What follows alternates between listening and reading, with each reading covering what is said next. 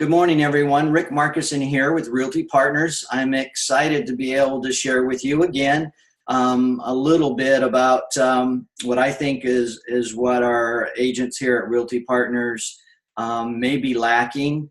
And I'm hoping to share with you at the end. I'm going to try to keep this at 30 minutes. So I'm going to try to stay focused. And at the end, I have two things that I think we want to, you may want to focus on. And then I'm going to share with you what we're going to do about having some ongoing training. We're going to start using my office over there at the Summit Building on Omerton. It's almost by Pro. It's real close. It's one light away from Pro. And that's Pinellas County Realtor Organization. And for those of you that don't know what PRO stands for here in beautiful Tampa Bay, Pinellas County. I have some cheat sheets here I'm going to pull down. And I want to share, I'm going to be doing some reading off of my notes because I actually just put this together today. It's not easy trying to come up with things to talk about, especially with this group, because the 10 a.m. meeting on Mondays is basically a lot of you have as much experience, maybe even more experience than myself. So try to, tell you or lead you into my thinking is a little difficult. It's challenging. So my goal here is to, let me get this. My goal is to just share some ideas with you. Now, on Saturday mornings at 9 a.m., that's more for beginners. It's more for people that, more of the basics. And even though I feel that the basics is so important, I've been on I was a champion Golden Gloves boxer, and I was a champion baseball player. And, and I was really good at baseball. But I'm not the one that won the tournaments, the championship. It was a team. And that's why I'm so excited about Realty Partners, because when we become champions, when we become well-known, just like Keller Williams and some of the others, it's going to be because it's a team effort. And that's why I'm asking for leaders to step up as well. And I think Thomas has been asking. But today, I want to share a few feelings that I have. And I'm a little perplexed because, I'm how do you say that? I'm just starting to become a leader, and I want to see everyone succeed. And so I've been struggling a little bit about what I'm going to share with you all today, and and why people, a lot of agents, even with Realty Partners, are struggling. And I don't think it's because of fear. I think we're all professionals. I really believe that we're not fearful. We're not afraid to tell people or share with people that we're in the real estate business. We're not afraid to write up a contract. We're not afraid to show homes. We may be a little bit reluctant. I know I was, to do listings. A year or two ago, I don't know if you guys know the story, but I was working with this company that set me up $2 million worth of listings. I think it was 4 or 5 listing appointments, and I blew every one of them. And but I learned probably more from not getting them than if I would have got 1 or 2. But I realized that, sure, it's kind of easy to get a listing when you are you have a referral or you're friends with the people that are listing the property. It's a whole different ball game when you're a complete stranger. And so I learned a whole lot by failing. And, but still, I was fearful going in there. I thought I had the skill, but that statement that you don't know what you don't know. So, but I don't think we're fearful. I think for the most part, we're pretty knowledgeable. Now we've got the university, Rebus University, and other things that can really help us if we're a little doubtful. We're not quite sure what the correct path to take, or or the tools. I don't think it's the tools either. I think with Realty Partners, we probably have more tools at our convenience than any other company I've ever seen. So and I don't think it's the systems either, because we really truly have some pretty good systems. Excuse me. And just like in Rebus is an excellent training, and so if there isn't a tool that we have, it's pretty easy to find it online. And most tools are available to us for free. They're apps. And so I don't think it's fear that people may struggle. I don't think it's the knowledge. I don't think it's the tools. Excuse me, let me turn my phone off. That's shame on me. I'll turn that down. I don't think it's the systems or the tools. And, we have drip campaigns now to help us keep automated, help us with leads, help us, I think even our G Suite account with the Google calendars, we can pretty much keep track of our appointments. And my goodness, my mother was in real estate, I don't know, 35 years ago, maybe 40 years ago. And they had the big old book, and, you never knew. You had to call and find out if the listing was still available. And how difficult was it back then? So now we have all these tools, and we're learning them, and I'm pretty excited about that. But really, truly, what are we lacking? And again, I am just starting at this role of being a leader, but we've had Tanya out here putting her heart into training, and now she's doing lunch and learns. She's been putting together the Teachable. She spent a lot of hours on that. She's done a lot for our organization, and not very many people are really taking an advantage of even Teachable. And yeah, some of it is we already know, but it's those little bitty things that I think that they're called the basics, that help us move forward. When we were on that professional or championship, state championship, that was one of the most exciting times of my life. We practiced the basics, and that's what won us the championship. It wasn't just one slugger or one pitcher. We did have a guy named Ken Savelik, was a great, he could throw that ball so fast, but it was a team effort. And, when he was off, we had to back him up, and, he couldn't strike out everyone. So it was the basics that got us to that championship. Alessandro's now available. He's got a unique way of sharing, emotional way. He's a good leader. He's going to be a great asset to all of us. And obviously we all know Thomas is pouring his heart into this, Realty Partners, and he has a vision to take us a long ways. So, why is it still that most agents fail? And why is it? I think it's like the top 5% are doing, 90% of the business. So I've been trying to think, well, what is it? What is it?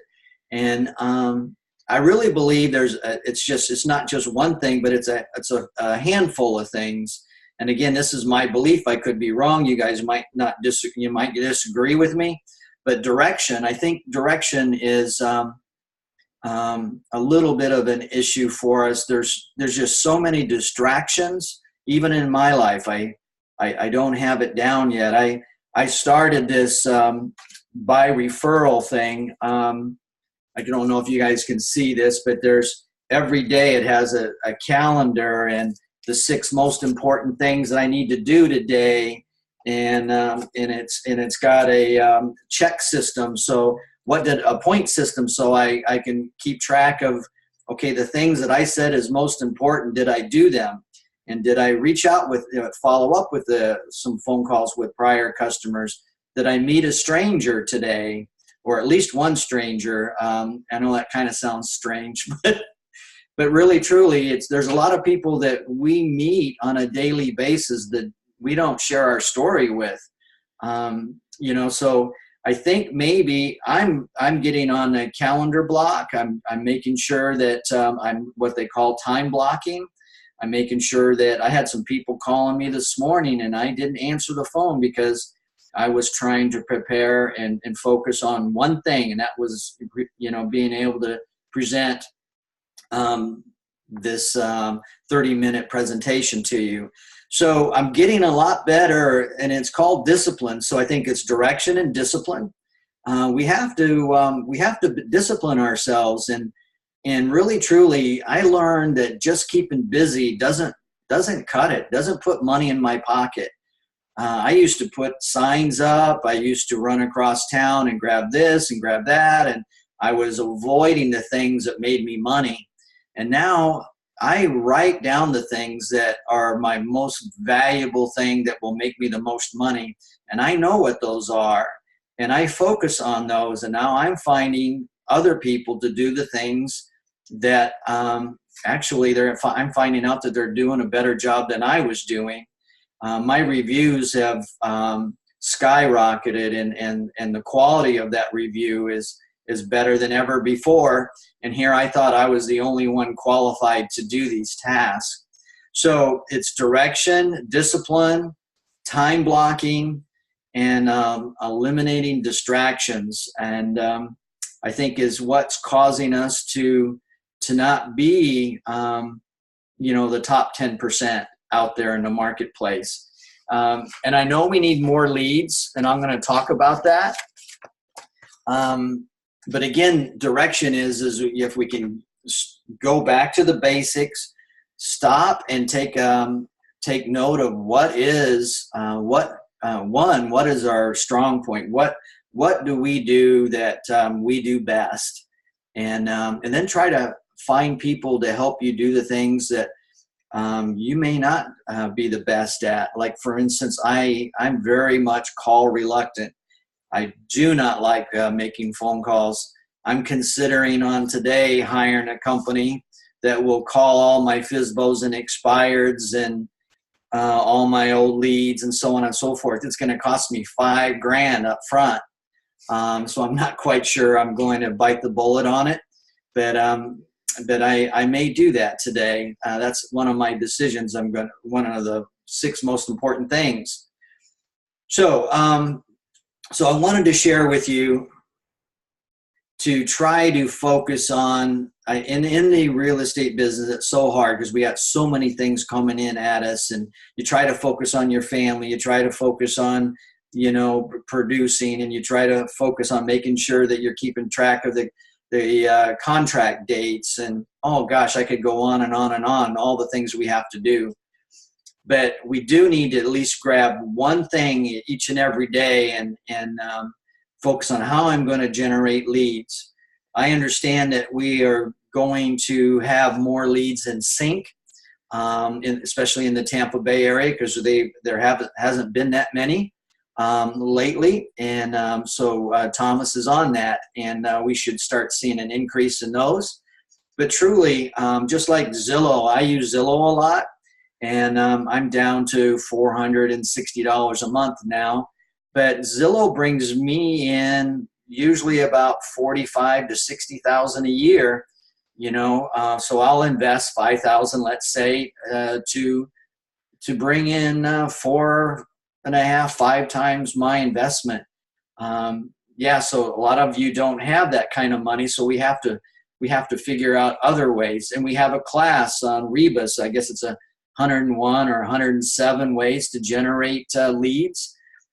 So we should figure out 1 or 2 of those that are going to help us generate more leads. Help us actually, a lead is really not much until you can have a meaningful conversation. And once you have a meaningful conversation, you both will remember that conversation, and you'll be able to follow up with that person, because you're going to be able to communicate in a way that you create a common ground, and that common ground will help lead you into them wanting to have you help them find a home or list their property. one of the things that I'm focusing on is I'm going to share with you is sphere of influence. We all have a lot of friends and people that we know.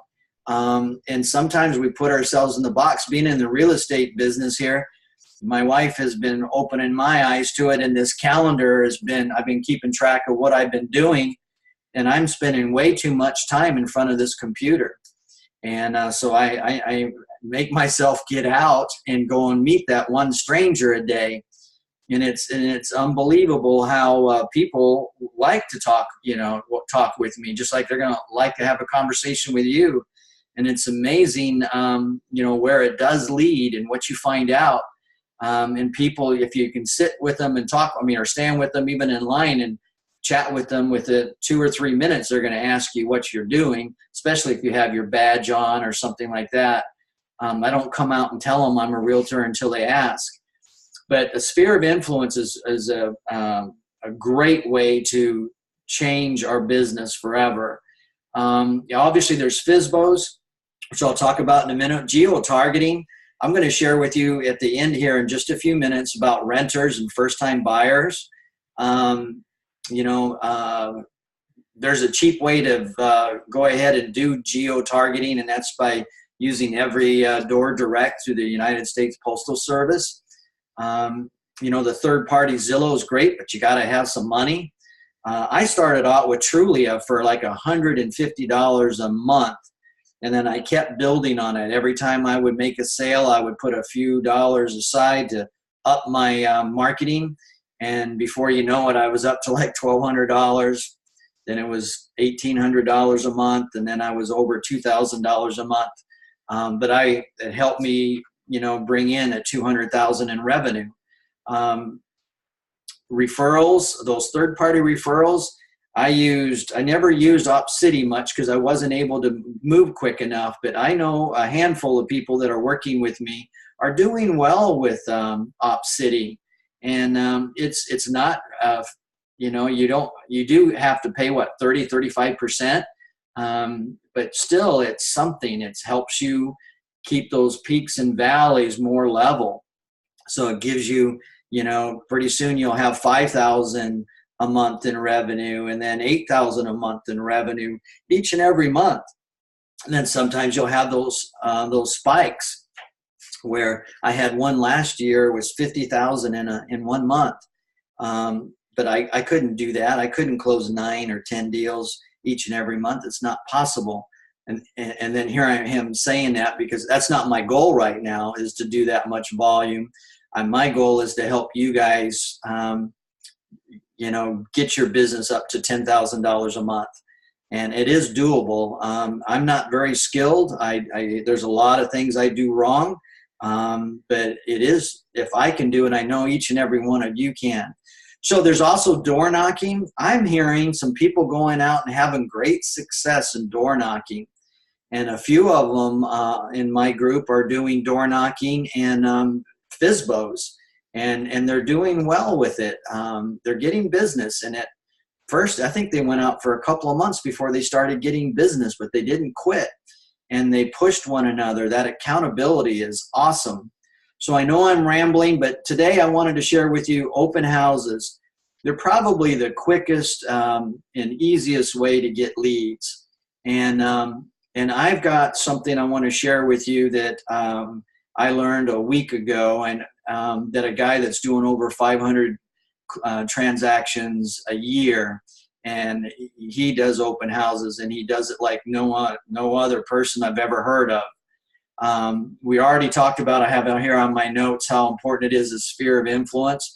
You need to start sending out, I have cards. I don't know where they're at. Here they are. I have thank you cards for every time I have a conversation now with someone that I haven't spoke with for a while. Every time I have, I meet someone and I know how to get a hold of them, I'll send them a thank you card. The thank you card is supposed to be the number one emotional touch or bond that you can do. And I've read that more than once. And it is I believe it. So I bought those cards, and I'm I know it'll change my referral business, and it'll change my new one-on-one. If I meet someone, I'm starting to do videos too. So when I meet someone, I either online or on the phone, I'll go ahead and send them either their text video or an email video, introducing myself, putting a face to my name. I think that's another touch that is be very important. I heard that's the number 2 thing that we could do. People like to watch videos. They don't really like to read much. Our society is getting lazy. So think about it. If we do the top 2 things, is sending out a thank you card. It was wonderful meeting you. Do a quick little video, and pretty soon we have 2 or 3 more closings happening in a year. FSBOs are my number 1 thing. I've been talking about it for way too long, but I'll have that program all put together. I've got all my scripts now. I just got to put it together. And I want to talk about first-time buyers. You meet a lot of first-time buyers in open houses, and I also do FSBO marketing, which is pretty inexpensive. We could do Craigslist, and there's others I'm missing. But think about it. If let's see, today you need to let people know what they need to know about how to become an owner. First-time buyers, I didn't know this, but about 80% of them think they need 20% down to buy a home. And I just shared with the group, I think it was this past Saturday, that first-time home buyer site. I keep forgetting about it, but my goodness, they have videos, they have postcards, they have PDFs. In other words, little flyers that you could either hand to someone, put on the doors. We have people that will even do, I have lenders that will even pay for door hangers if you wanted to put a door hanger together. Just all kinds of things that are available to us if we wanted to hang them on an apartment community that we believe that would be our type of buyer that we want to work with on first-time buyers. You need to let them know that they can be a homeowner. And I got some exciting things I'm going to share with you. I'm learning that a lot of people get confused, especially with my training. I'm all over the place, and I apologize up front for that, but I feel like there's so much to share. You need to, it says here, I would want to go ahead and make sure I let this person feel comfortable that I'm able to lead them into being a homeowner. So, you got to let them know that they can qualify. It's not so hard to qualify to be a homeowner. Matter of fact, I think it's almost more difficult to qualify for renting anymore if they have a dog, especially, or a pet, or it's pretty expensive, first, last, and security deposit. And in here we could show them that they could be a homeowner. I actually have financing that is it's called an 80-20. There's all kinds of crazy financing that's coming available again. And I used to embrace that type of financing. It's called creative financing, and it's coming back. So there's an 80-20. So what does that mean? It means they can come up with financing, 100% financing. So they have an 80% first and a 20% second mortgage. Not everybody's going to understand that, but it basically is pretty awesome. There's no MI because once you have an 80% loan to value first, you put 20% down, there is no MI. Well, that's the theory with this. So the second mortgage is going to be a little higher, but it's going to still be less, the total payment be less than if you had 5% down or 3% down and had a high MI payment. I ran across another lender. He called me, or I called him, then he called me back. There's a lender out here that will give our buyers 2% rebate when they close. So so that 2%, if you were doing $100,000, that's $2,000. If you were doing a $200,000 mortgage, that's $4,000. So they'll give $4,000 rebate to the buyer. And this is the kicker that I really liked, because I figured, oh, wow, what's the rate going to be like? Well, they guarantee that the rate will be as low as any other person, or they'll give you, their guarantee is they'll give you $500. So not only do they have a very competitive rate, but also they're giving back 2% rebate. Now, I don't know how long that's going to be available, and I'll share that information with you. I think I'm going to have him on a Zoom meeting here in the next week. But I thought that was great. So that would be super for first-time buyers. We can market that.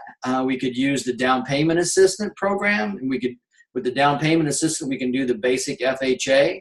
We could do the basic, 5% down conventional. So we've got it covered with the first-time buyers. Now, what if you offered that to open in an open house? How exciting would that be for people that are coming into your open house, and let them know that you have special financing? So this brings up the last thing I want to share with you guys. Brent Gove, and that's Gove. He's with one of our competitors. He used to be with Keller Williams, and he does open houses, and he does them. They call them open houses on steroids. He closes over I can't remember the number, but I know it was well over 500 transactions a year, and he's growing leaps and bounds. And his people, he's got quite a few buyer agents now, so he's not doing this all by himself.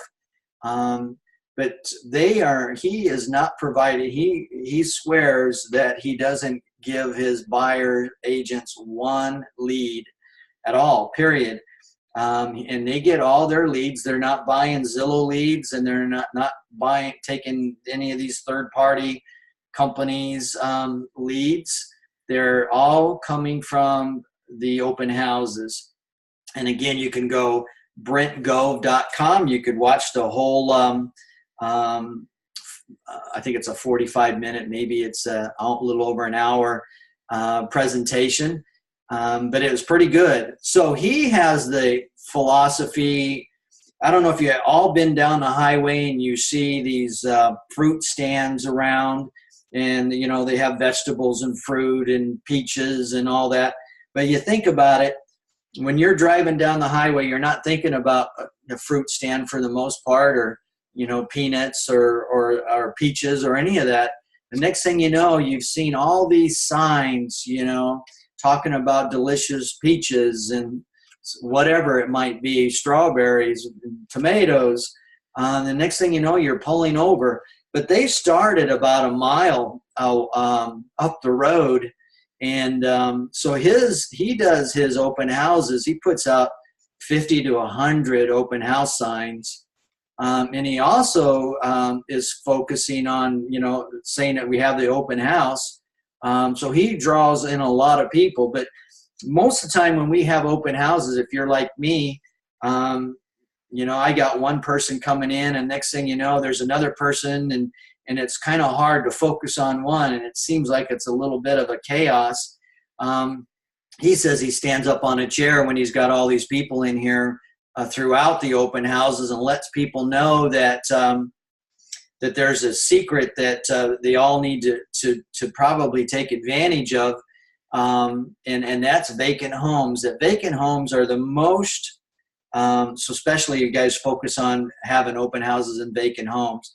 And but vacant homes have sellers that are probably more motivated than any other seller.